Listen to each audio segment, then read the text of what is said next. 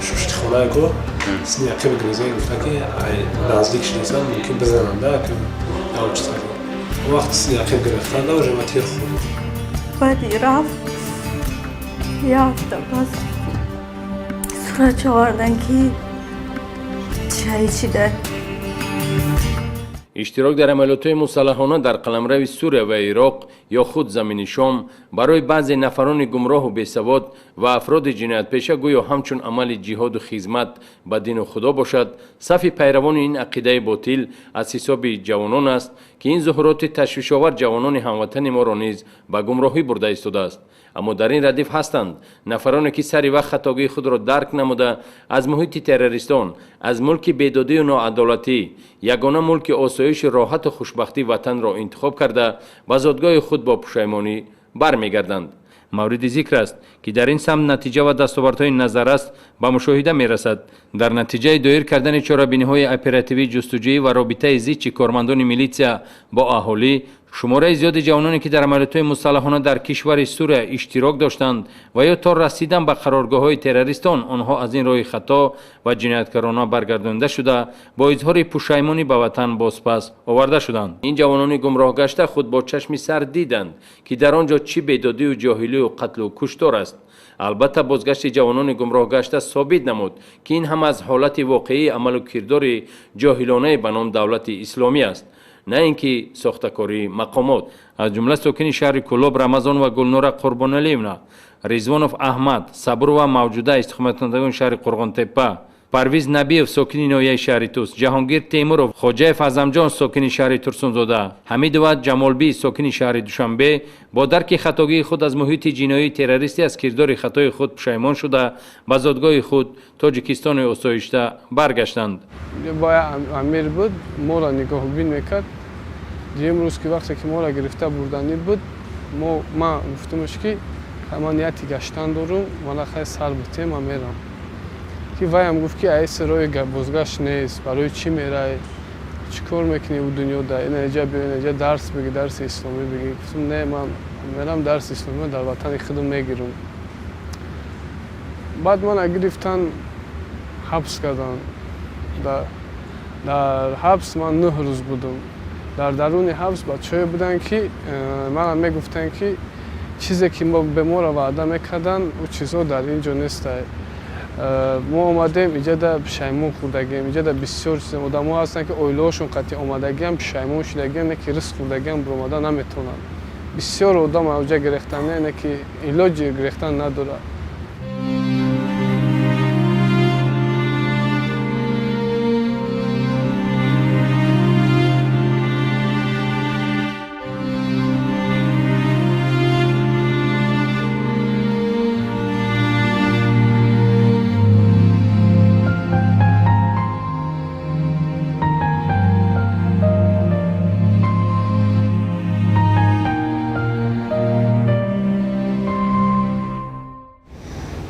یک چند مدتی که ما در ترکیه بودیم در یک خانه محکم تاریک و سیاه بود. من به حد وطنم رو یاد میکردم، به حد مادرم رو یاد میکردم. پشیمان بودیم. همیشه آبهای صافی تاجیکستانم، بوی وطنم، مادرم رو به حد یاد میکردم. هر آن شخصی که قدر وطن رو نمیداند کور میشود، نان نمک وطن رو قدرش نمیداند وای کور میشود. هر کسی که قدر مادری وطن میفهمند او انسان وطن دوستدار باید که در خدمت مادر وطن باشد همیشه. واقعا دین حقیقی دین اسلام پاک در تاجیکستان است. در اینجا آزادانه ما زندگی میکنیم. نان نمکی با برکت دارد. تاجیکستان من برکت دارد و هیچ وقت فریفته دیگر انسان اشخاص دیگر آدما نشویم. باید قدر وطن باید دانست. همچون گهوارک چشم نگاه داشت. مادر وطن عزیز است.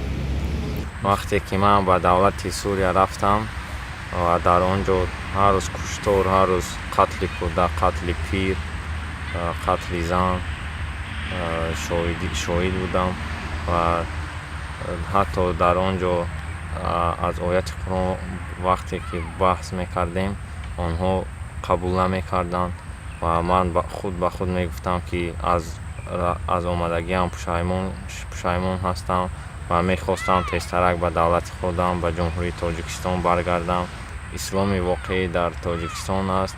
هر روز برای برگشتن به وطن راه میکفتم روی گریز رو. و وقتی که از اونجا از دولت سوریه برآمدم به مقامات های حکومتی جمهوری تاجیکستان علاقه برآمدم و آنها مرا دستگیری کرده به دولت خودم و جمهوری تاجیکستان برگردانیدند و من خیلی خرسند هستم از آمدگیم.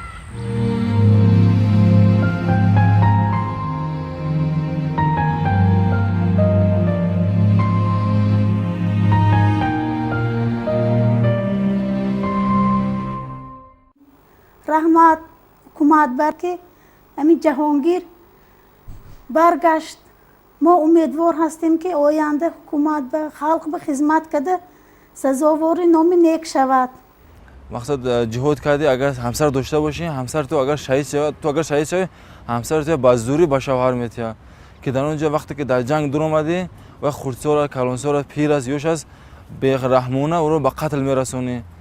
بعد ما گفتیم که ما نمیریم، ما دو سه بار گفتیم جنجال کردیم ما نمیریم، ما فقط میخونیم کار میکنیم نمیجا نمیریم و یا گفتن معلش همه آرامونه همه سوز میشود. ما وقتی که در اونجا گمراه شده رفته بودیم ما شبانه روز در فکر تاجیکستان بودیم که ما چقدر برمیگردیم از تاجیکستان عزیز، چقدر با پیش پدر مادر برمیگردیم. ما همه شبانه روز در فکر همین بودیم که شکر خدا ما در مقامات های جمهوری تاجیکستان مراجعت کردیم، دستیاری کردن آوردن ما رو در وطن عزیزمون. این مقصد گشت هستیم.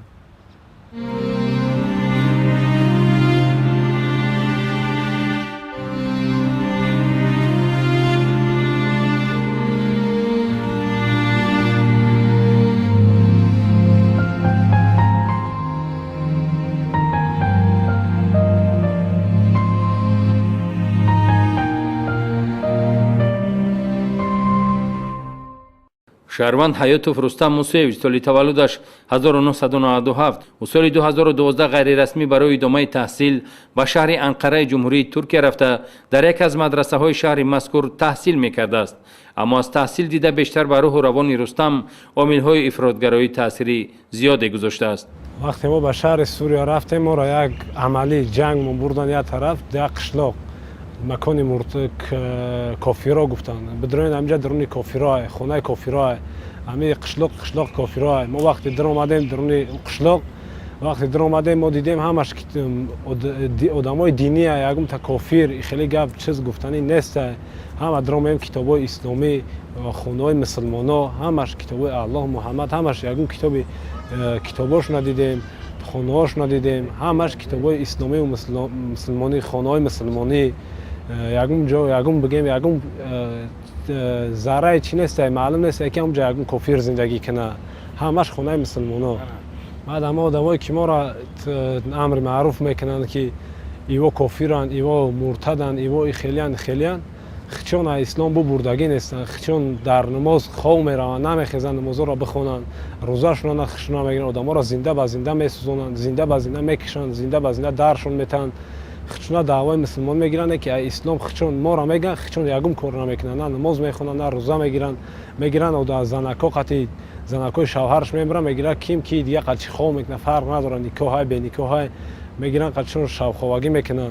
در چند روزی که رستم به گروه های مسلح تروریستی پیوست شده بود هنگام اشتراک در عملیات مسلحانه در پایش زخم برداشته بود. درون خانه ساحلی دیدم رات ساخت خبر دادن که بگیرنس پشت خانه کو سنیاقه بگیرنس گفته که نزدیک شدن ممکن بزنن ده که اول چیز کنه وقت سنیاقه گرفتن ده و جمع تیر خوردن. بعد رمضان تلفنم کرد بچم سوراش کم برم بکشم بیو اگر نیو خیلی روز فیلم پیدا نمیکنم تری گفت میام چه جون خیلی مورن فریب کنم بودم.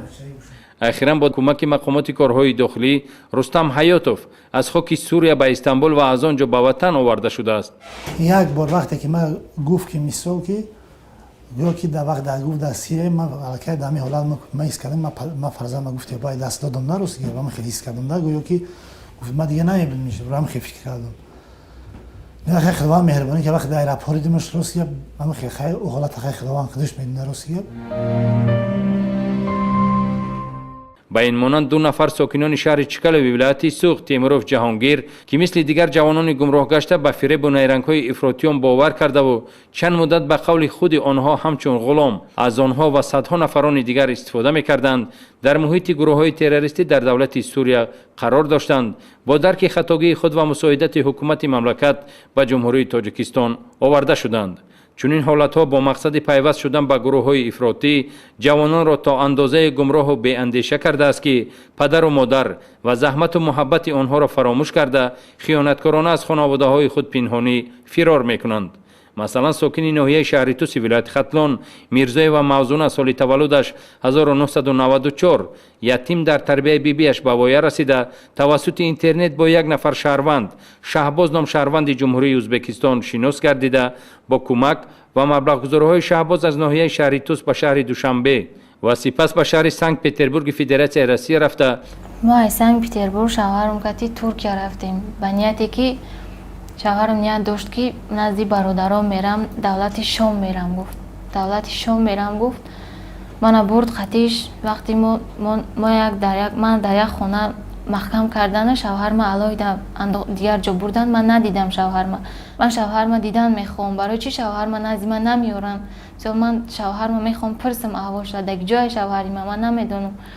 نه تو ممکن نیست تو ممکن نیست گفته من نمیموندن یگون چی اجازه نمیدم. اکنون موضوع از کردار صادر نموده خود که عاقبت را میتوانست از یک انسان آرام و نیکندش به شخصی جنایت پیشه و تروریست مبادل میکرد افسوس خورده و اشک میریزد. تاجیکستانی من اینجا بود خوب بود. دیگه من نمیفهمیدم که آیا انسانی خوب نبودم. من گمراه کردن. من فریب کردن. در حقیقت من پشیمونم. در حقیقت من پشیمونم. مادر ایزار رو چیکار کرده؟ ما رفتم اینجا. در اونجا رسیدگی دیدم وضعیت چی رو دیگه چیز کردم در اینترنت برآمدم این طرف کی بگیریم مرا گفتن ما نمیدونستیم که برای برگشت ندارم چون گفتن که تو بخو میگردونیم با پشیمون شدم که ما در اینجا در رفته برابر پشیمون شدم که برآمدم کمتر ساکن شهر ترسونزاده اعظمجان خواجه‌اف نیز چون دیگر جوانان گمراه و فریب خورده در دولت سوریه مدتها از آزادی بی‌نصیب بوده از پدر و مادر دور در اسارت گروه‌های تروریستی قرار داشت. با تاثیر دایر کردن چاره‌بینی‌های فهماندهی مقامات کارهای داخلی و درک خطاگی خود اعظمجان خواجه‌اف به وطن به نزد خانواده خود برگشته به درد و انتظارهای والدانش خاتمه بخشیده. برگشتن او از این راه خطا نه تنها برای اعظمجان بلکه برای اهل محله آنها شادی آور است.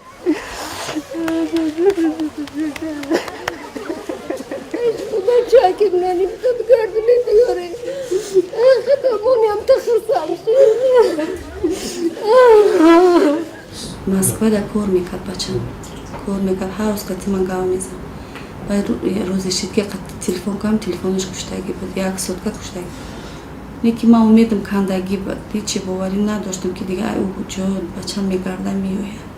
وقتی که در مسکو کار میکردم با همه آدمای درون علاقه داشتم برآمدم وعده دادن که درس اسلامی شهر دیگه خیلی ترقیات درباره اسلام باور کرده خستم رفتیم. وقتی که درون سوریه در اومدم دیدم که دیگه محیط دیگه حالت دیگه خیلی ویرانگی خیلی چیزو دیدم آدمو با автомат هر خیلی چیزا را دیدم و راست گپ دلم گشت.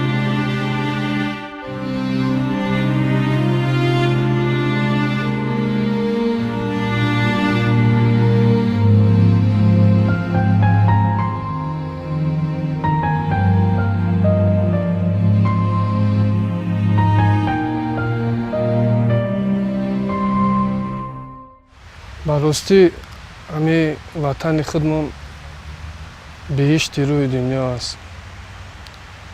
وقتی که در سوریه بودم یاد وطن میکردم، یاد عائله، یاد پدر مادر، یار و برادر، مردم تاجیکستان، آب و چشمه های تاجیکستان. هر وقتی که یاد وطن میکردم از رفتم از کاری کردم سخت پشیمانم کسی که به قدر امی وطن به قدر امی زرزمین نمیرسد کور می شود که اسلام دین اسلام مسلمانی همش در این وطن خودمان هسته. از همین سبب قدر وطن رو دانید و شکرانه کنید که همین خیلی سرزمین داره.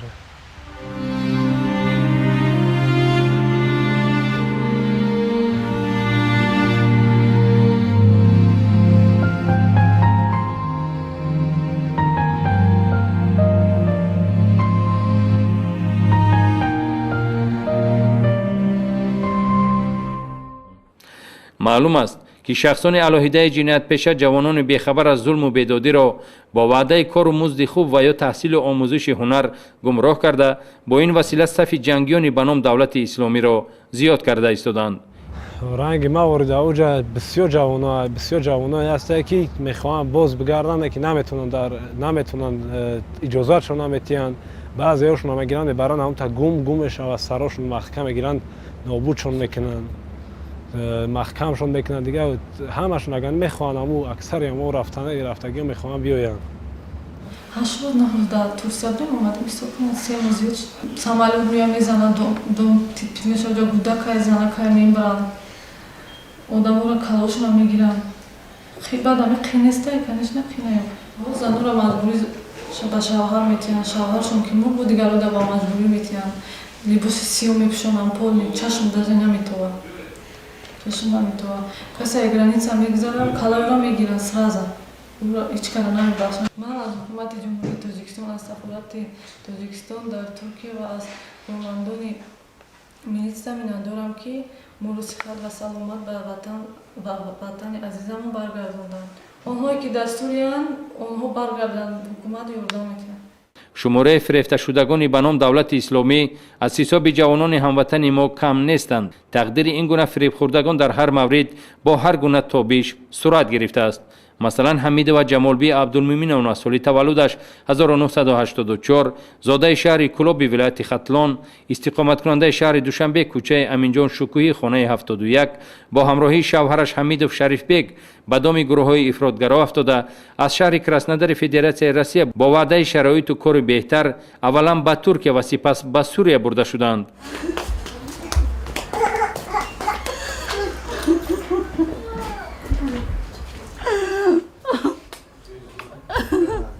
ما در شهر کراسنودر قد شوهرم زندگی میکرده.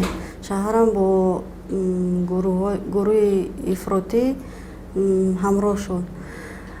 این گروه شوهرم را گفتن که وعده کردن که سومی کلان به سوریه رفته سومی کلان میتیم. بعد ما را روی کردن رفتیم سامالیوت با سامالیوت اتوبوس چند شبانه روز با سوریه رفتیم. با شوهرم گفت جنگ میرم آمد یارادور تناش کندگی دختگی همه جوش کندگی کلان دختگی یارادور. پس یارادور بودنش عذاب کشت همش فهمید که فریب کردن من فقط گفت که میرم دیگه نمیبیام من ممکنه که همی دفعه نبیام. بعدی رفت یه هفته پس صورت آوردن که شهید شده. گروه های افراطی نوابسته از آن که شوهر جمالبی در عملیات کشته شده است باز به تقدیر من بعده او دخالت نموده این نوبت نیز او را مجبورا به شوهر داده آینده او را باز تیرگون کردند. با ما یه بالا که در جو گریخته ترسه اومده ترسه دگانه من تلفن کردم الکترونی بلیت خرید کراسنودر رفتم. کراسنودر در زندگی کردم با همون گروه های افراطی. من مجبورم باید داغستانی به شوهر دادم با هم سوریه روی کردن که از ترکیه در اتوبوس چند شبانه روز راه گشتیم. من با بهانه بیرون برآمدم شو ба бонаи берун биромадан шав буд. Биромадам аҷа гирифта омадам. Ман медонистам ки оқибаташ чӣ мешавад. Ҳама шидагӣ будам, азобашу каштагӣ будам. Шукронаи ҳами ватан, шукронаи ҳами ободӣ, шукронаи хоки ватан ки да озодиед. Шахсан ман баргашта омаду маро ба ҷавобгарӣ накашиданд. падару модари ҷамолбӣ чун даҳҳо нафар волидони дигар ки фарзандонашон бо макру найрангҳои ифротиён ба Сурия ва Ироқ барои иштирок дар амалиётҳои мусаллаҳона ҷалб шуданд, аз дурию фироқи фарзандашон ашк мерехтанд ва ҳеҷ бовар надоштанд ки рӯзе боз хуршеди толеъ сӯи хонадони онҳо нурпошӣ мекунад. инак ҷамолбӣ на дигар дар қафаси асорату сарзамини зулму бедодӣ аст, балки дар хонаводаи худ, дар оғӯши ватани осоиштаву падару модари худ аст. Ман ҳеҷ вақт боварӣ надоштам ки нони ба Тоҷикистони худ баргашта нони тоҷикии худро ба даст мегирам.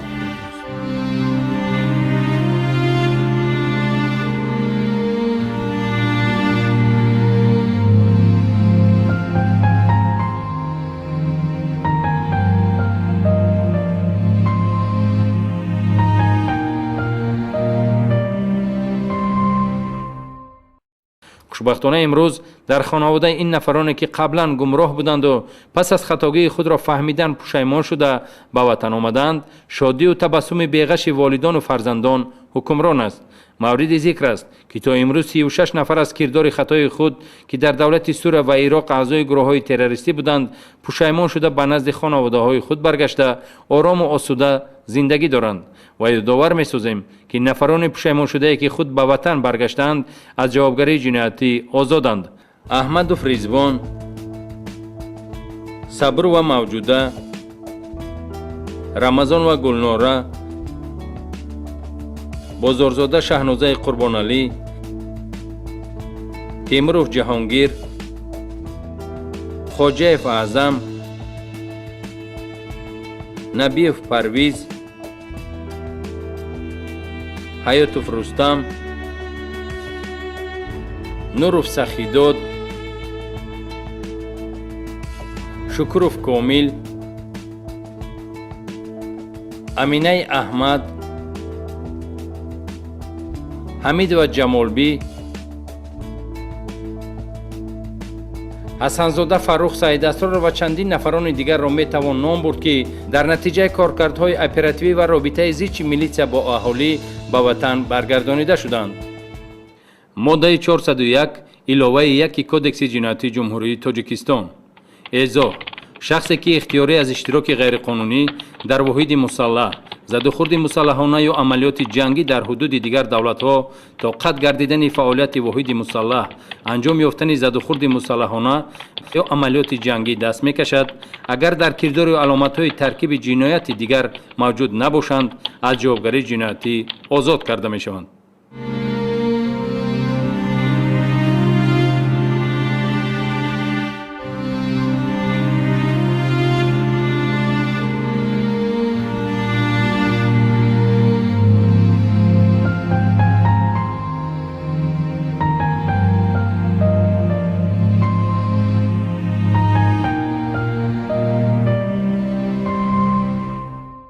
вақте ки дар давлати Сурия будам ва ҳис кардам ки дар ватани азизро гузошта ба як ҷое ки мисли дузах аст, ҷое ки қатлу куштор аст ва дар он ҷо ман модарамро, ватани азизамро ва зану фарзандамро ёд мекардам. ва дар он ҷо мегӯянд ҷиҳод аст, дар он ҷо ҷиҳод нест, дар он ҷо қатлу куштор аст. исломи ҳақиқӣ дар Тоҷикистон аст. вақте кушторҳои онҳоро медидам, чӣ хел қатл мекарданд, дар пеши назари ман фарзанди ман, модари ман ва зану фарзанди ман дар пеши чашми ман меомад. аз корҳои кардам ва аз ба давлати Сурия рафтам сахт пушаймон ҳастам ва ба дигар ҷавоно насиҳат мекунам ки ба он ҷои дузах, ба он ҷои ифротиё нараванд. аз ҷумла ин нафароне ки пеши назари тамошобинонанд, умри минбаъдаи худро на дар маҳбас, балки дар муҳити хуши хонаводаи худ мегузаронанд, чунки сари вақт хатогии худро дарк намуда пушаймон шуданд. одамо ҳамсоё шиносо боварӣ надоштанд ки хай ман озод мешавам. Яке ман амрӯзи омадагим худоро шукр озод будам. Дар масҷид бо одамо даъват кардан бифаҳмо чӣ хеле чие ҳамашон фаҳмонам ки чизе ки мебинен ҳамаш дурӯғе. Вақте ки уҷа мерем бисёр одам ҳамаш пушаймон мешавад рафтагишон ки уже роҳи гирез надоранд. ҳамашона фаҳмондум ҳамсояҳое ки фарзандошон дар русмай одамое ки фарзандошон дар даруни Сирия рус хӯрдаги бирбода наметавонанд омадан истанд гирья доранд ки чӣ хел фарзандона бурорем уже роҳа пурсидаест ҳамашона фаҳмондаистам чӣ хеле чие ки гуфтаистамшон ки бигардан биёян ватан озодай ҳеҷ ка турма намекунад. бародарое ки дар уҷа нияти омадан дорем бидонем ки бозгашт ба давлат шуморо ҳеҷ ка маҳкам намекунад. ҳастаи ҷавонои пушаймоншуда садо нафаре дар Сурия ки мехоҳанд ба ватан бозгарданд ки наметавонанд. одамое ки омадагиен мехоҳем биёем ба ватан ҷаноби хел қонуни хубро вардаст кардем бия ба пушаймони ба хости худаш бия аф мекуна ба хоҳиши худмон омадем гуфтем моро аф кард наоз мо дар озодием. ростӣ хеле худам хурсандам боварим намеояд ки ман ҳамҷадам озодам бо ранги аввалинаи зиндагим хубаи шукронаи худо бо оилам дарси исломӣ ҳамаш дар инҷа худаш ҳаста. ҳама меҳрубонӣ ҳаматарафа ай тарафи ҳама ман дидаистам ай тарафи оила ай тарафи ҳамсоя ай тарафи давлат асосан. ин навбат низ талоши кӯшишҳои кормандони вазорати корҳои дохилии ҷумҳурии тоҷикистон натиҷаи дилхоҳро ба даст оварда бо таъсири доир кардани чорабиниҳои фаҳмондадиҳӣ ва мақсаднок гузаронидани чорабиниҳои оперативии ҷустуҷӯӣ ҷавонони гумроҳгашта аз роҳи хатову хатарнок баргардонида шуда аз даҳшату харобкорӣ аз муҳити шахсони ҷиноятпеша ба сарзамини амну осоиш ба макони тантанаи сулҳу ваҳдат ва зодгоҳ тоҷикистони биҳиштосо оварда шуданд.